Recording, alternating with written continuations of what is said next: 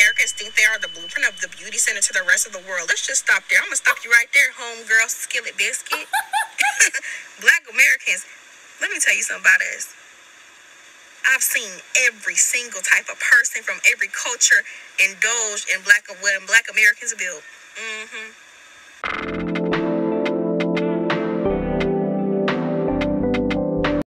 You see, there was this post on Twitter that went viral, and they said Black excellence in the music industry, right? The whole joke is that they made Taylor Swift Black and they put her right here. But let me put my 2 cents in, and they also put Tyla in this. And Tyla's not a part of the joke, but this is why when she came out and said, I am not Black, I am colored, people had a problem.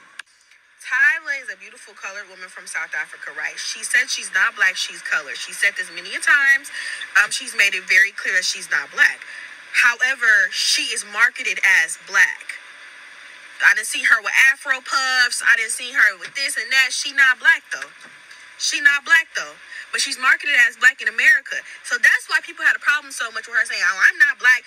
Because, you're distancing yourself from Black and a Black American, but they're going to market you as Black when you're over here. Like, they're going to everyone's going to call you Black. Everybody's going to feel like you're Black because Black people have a problem with just letting multiracial or other racial people who are might be Black, they want to call them all Black. And that's just not the case. I just feel like this is a great example because I made a video about this and everybody was up in arms like, Tyla is Black, she is Black, and she's not Black. But, yeah. And you say, why do you care? It doesn't matter, right? No, what matters is, as soon as they market her as Black, even though she's not Black, is the fact that they will, all of a sudden, she's winning Black awards. She's in Black people's faces. They're going to market her to us. They're going to throw her all in our face. And that's not to say she doesn't have great music. Shout out to her. She's great. But my thing is, they're going to market her to us like she is for us, like she is by us. And she is not.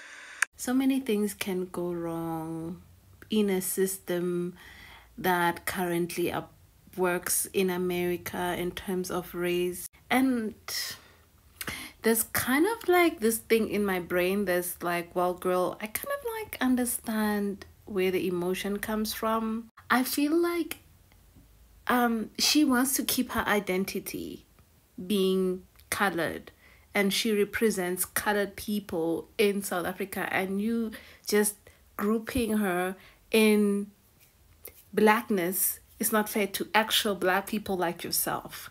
She's representing colored people, with a diverse genetic pool, right? And colored in South Africa, it's more than just genetic conversations. Excuse me when I'm speaking this way because I'm not a colored person. So I need to keep in mind consciously that I'm not colored. I do not live in a colored environment. I do not really have in depth the understanding of being a colored person in South Africa and how they would see themselves. Do you understand? Just the same way they would never understand me as a Black woman and the things that I have to go through as a Black person in South Africa. Do you understand? But so they cannot speak for me.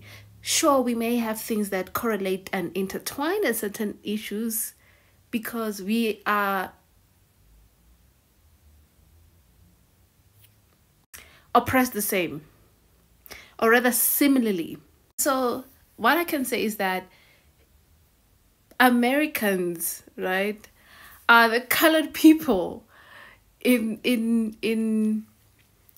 America, basically. You guys also have a genetic pool of DNA. You're not just Black. Your Blackness is intertwined with other people as well. But you still identify as Black because it's the system. You don't have colored. You don't have it. You may have, the colored, the other one that you don't even use anymore for racial purposes. But your DNA as well is really mixed due to things that are beyond your control. It's not your fault what happened to your ancestors, but you also need to understand it's not the fault of Tyla what happened to her ancestors before everything else. And just like every other colored, all of them, none of them like have like a horror story. Not all African Americans have a horror story, okay? So we really need to be open and accepting as an American of other people's identities. She may be as well classified as an African colored or Afro leaning into Africanness, but there are also coloreds who don't have African ancestry as well. Okay. The Black Americans think they are the blueprint of the beauty center to the rest of the world. Let's just stop there. I'm gonna stop you right there, homegirl, skillet biscuit. Black Americans, let me tell you something about us. I've seen every single type of person from every culture indulge in what Black Americans build. Yeah.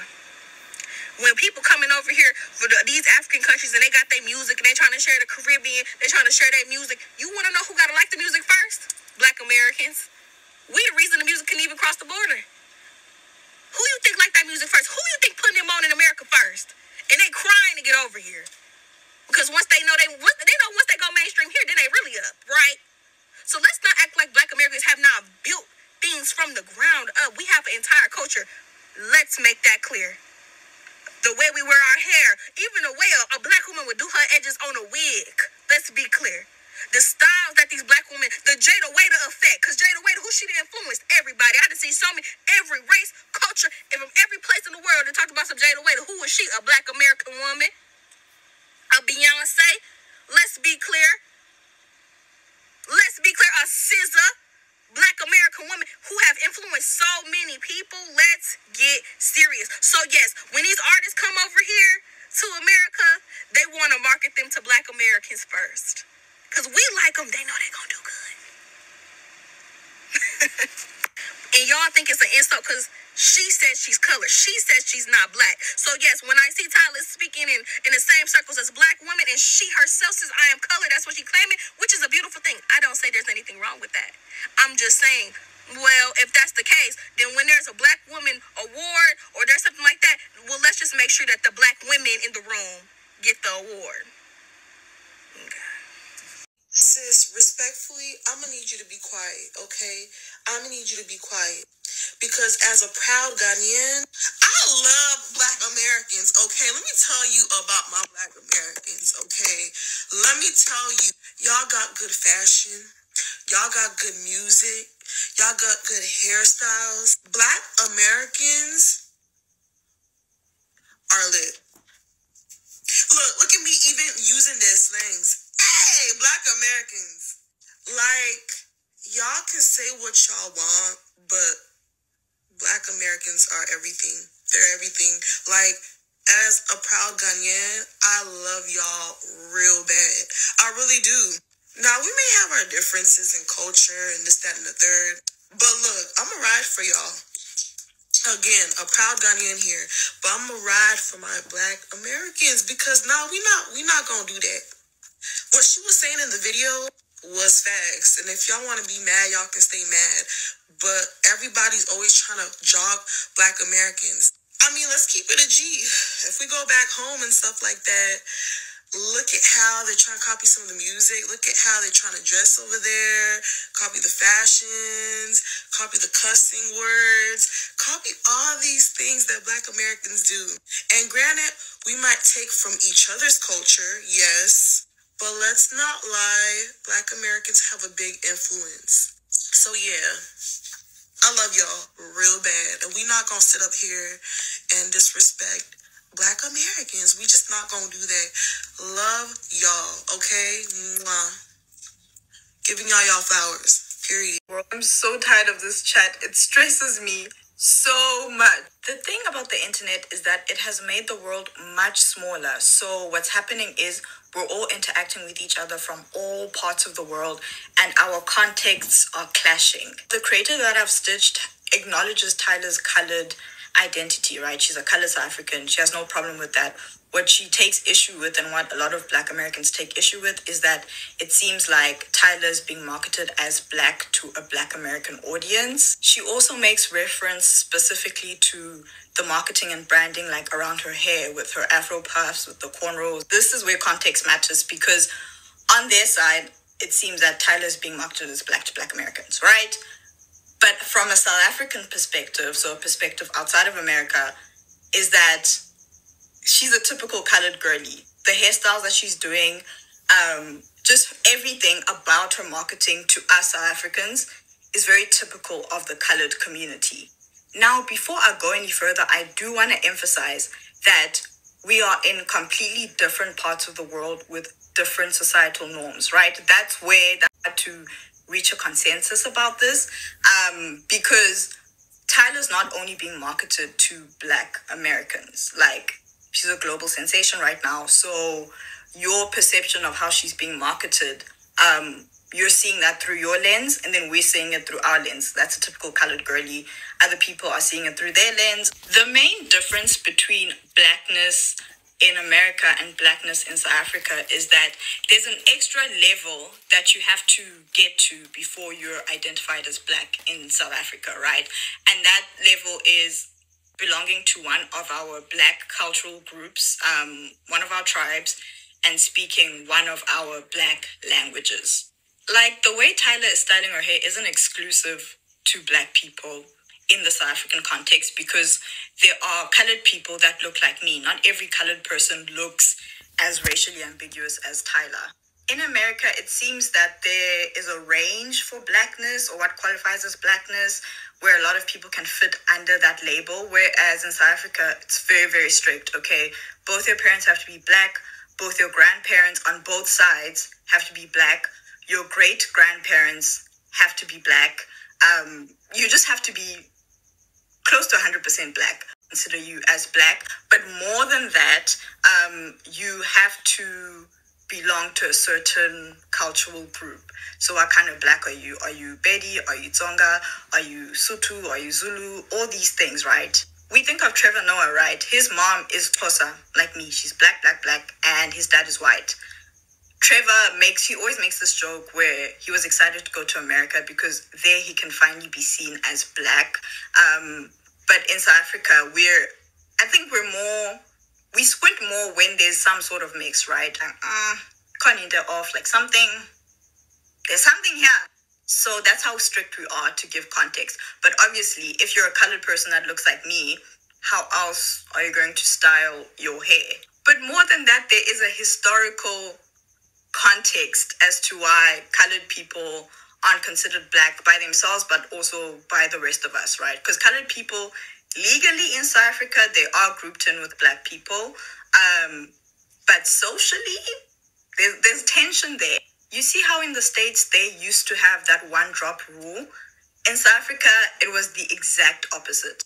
In the context of America and its history with slavery, Black people weren't the majority in the States, so the privileged class people needed to ensure that they have a booming, bustling workforce that they can exploit so that their group can enjoy their privileges. So they did not want to accept anyone or give anyone privileges if they were mixed with any whiteness or anything like that. They were like, no. You are still Black. We need you to go do your job. You're still Black. Where in South Africa, Black people are the majority, like close to 90% of people in South Africa currently today are Black. So with our apartheid government, they were like, we can't add to this already huge group because we're having a hard time keeping them in control and fighting them. We're not now going to add mixed race people to the group of Black people. We're going to treat them with a bit more privilege so that they are divided and it's easier to control, right? So in South Africa, there's that tension between Black people and colored people. Like, it's just historically, Black people weren't able to trust colored people to fight for Black interests because then what would happen is the government would sprinkle a little bit of privilege And then colored people would be like, nah, I don't know. Is it that deep? Is it that deep though? And then, yeah, so tension, historical tension. In recent years, more and more colored people have been claiming their Black identity, but it's like a slow process, again, due to that friction, due to that tension. But in the New South Africa, colored people are technically placed under the Black label. It's just people are uncomfortable. The colored people are uncomfortable for their reasons, but Black people are also like, I personally like to think of colored people as their own specific Black-ish tribe, like the Xhosas, the Zulus, the Sothus, the Tsongas. Like, they're their own group doing their own thing, but they're not completely removed from Blackness. We just, again, it's just tense, okay? And colored people occupy such a unique position in our society because they undeniably have Black ancestry. Undeniably. Like, there's no doubts about it. It's just the claiming that's the issue. So that is the very, very summarized, I typed something here, but I was like, I'm going to be sitting here speaking for 20 minutes. I'm not going to do that. That's the very summarized version of our history with Blackness and why we came to be very strict about Blackness in South Africa, right? Now, I actually follow this creator and she doesn't subscribe to the influence of that one drop rule thing. Like, she believes biracial people, it's okay to just call them biracial, and monoracial Black people are Black people. Like, that's her stance. But again, context matters, because if she were to come to South Africa with her hair texture, South Africans wouldn't automatically assume that she's entirely Black. Again, we squint. We'd be like, ikona inde of what's going on. Now, after the initial squint, we're going to ask you, like, what's your context? Where are you from? If we hear an American accent, we're like, oh, okay, Blackness, wider spectrum there. Okay, no further explanation. A lot of Black Americans, if they were to be in South Africa, we'd be like, are they colored? We don't know. We should go ask and see what they say. And this is what we want you guys to do with Tyla, like, to listen to South Africans and to listen to colored people when we say, like, no, she's not acting or presenting herself outside of the bounds of being colored. But the reason that this chat is so tricky and tense and we're yelling, please, please, please step out of your context just a little bit, please, is because you guys will never truly understand what the colored identity is. No matter how much we try to explain and get you to understand that, like, no, colored people are technically Black, but not really Black, explain the history, explain their context, explain the language they speak, explain everything, right? Is, like, you guys don't know colored, like, you've never grown up with colored people. You don't live in a society where there is a subset group. I don't think you guys will truly be able to get Tyla's identity as a colored person. And I think at this point, we need you guys to be okay with that and just see what she says about what's acceptable or not. See what the colored people are saying. See what the Black South Africans are saying, right? Because, again, you see the cornrows as a strictly Black style. But for us, it's colored people are a subset of Black people. But there's tension around that, remember? So we're like, hey, it's okay. What she's doing is okay. You guys are just going to have to trust us and listen to us, people from Tyla's context, because you can't know and understand everything. And also understand that she's not being strictly marketed to an American audience. Like, she's a global sensation. So you may feel like she's acting or presenting herself as Black. We see that she's acting and presenting herself as colored. So yeah, I think we need to move now, because this discourse it's very hard to understand because we don't live in the same world. Okay, guys, I feel like you got, like, a clearer perspective from the lady that I stitched. I feel like she did a good job in explaining a lot of things that I withheld from explaining, mainly because I also felt like this is actually not even my conversation to have. I feel like colored people also need to speak for themselves. We can't be the ones speaking on their behalf of what is and actually defending the colored community in South Africa and how identity really works in South Africa.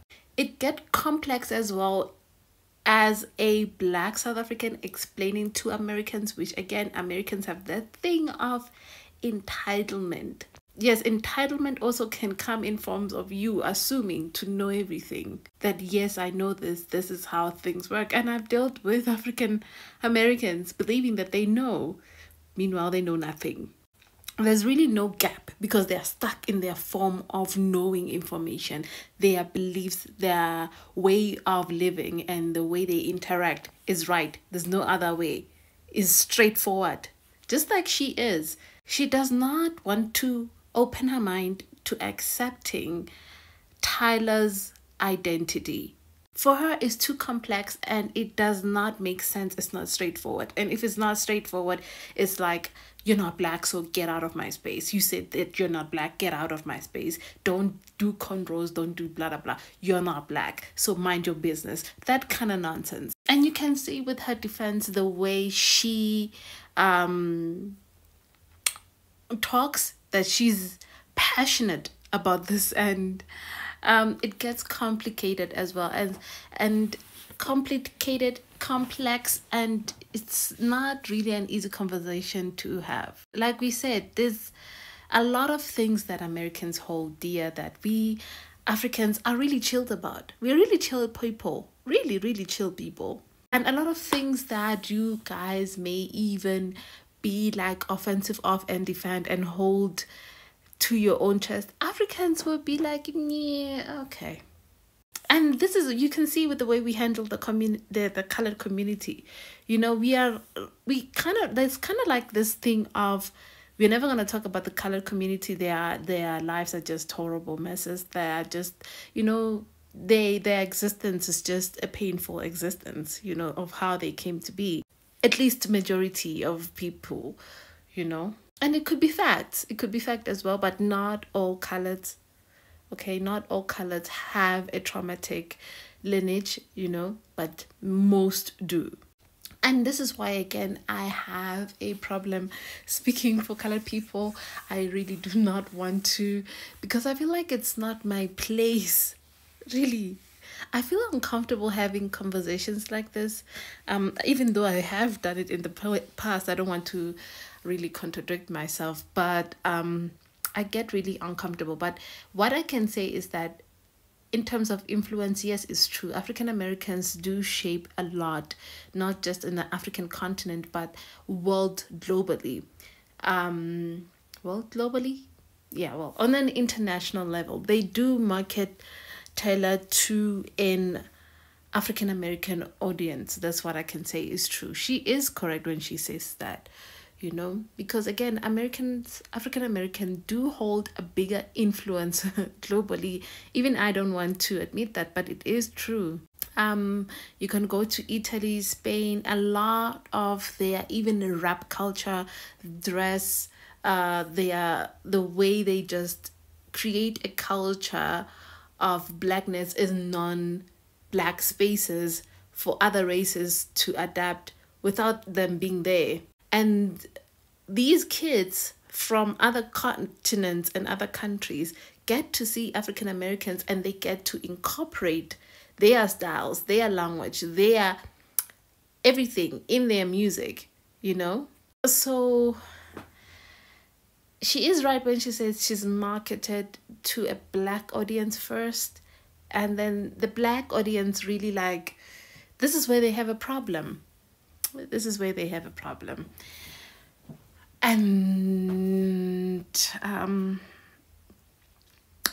like I said, I do feel like the lady said most of the things that I did not want to say, because again, I feel like I'm not a colored person. It's not my place. And a lot of things comes from assuming, you know, that I also hear Black Americans says that black colors came from relationships between black and white men. Okay. Okay, that's not true. It's not true. It's not true. I don't remember. We can also say that in America, black men and white women and I mean black women and white men had relationships in colonization, and also John Corals, but few. Like it's really a conversation of saying, of knowing what actually happened, of what actually happened to black women, by white men and other races of men taking advantage of women. So it's not a thing of saying it's like that. Okay, again, not all colored people come from that traumatic experience, but they are there. There's a cultural identity crisis as well that they have. We black people acknowledge that they don't really have a root. They sort of like share the same culture with literally just about everyone. They took bits and bits of everyone into their culture and made it their culture and made an identity from that.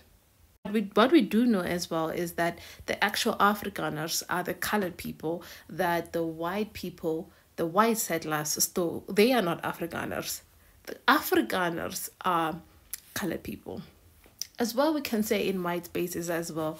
Some of them, polished up, cleaned up, and assimilated into whiteness, and they no longer became colored. They were white settlers.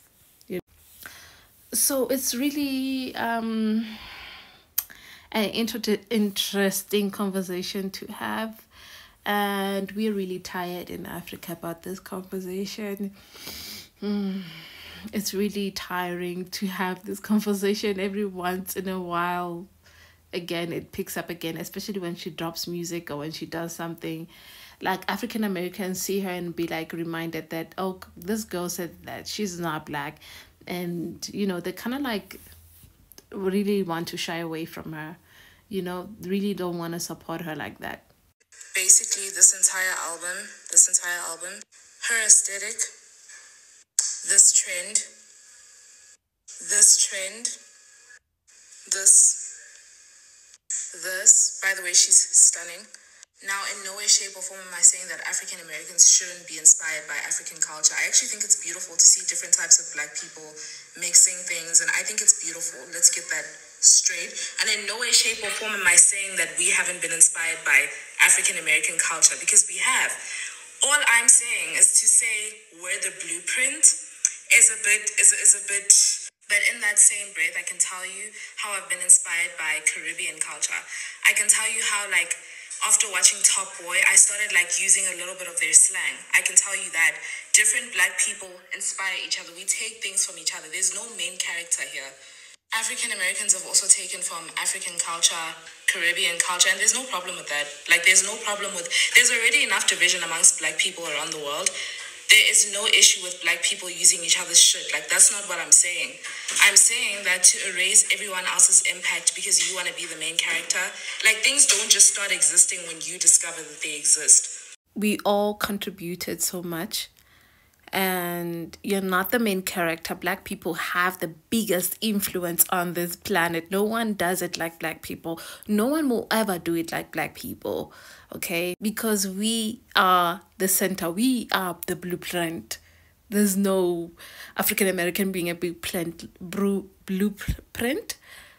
We are all black people delivering and doing the best that we do just by being ourselves, because we have rhythm and the world will shine, and we do a lot on this planet that is not even acknowledged. And that's something that you need to take away, that we are one, and let's remain one. And we already have so much division. We don't want any more. We want love. We want unity. We want to work together. Okay, we all share so much together.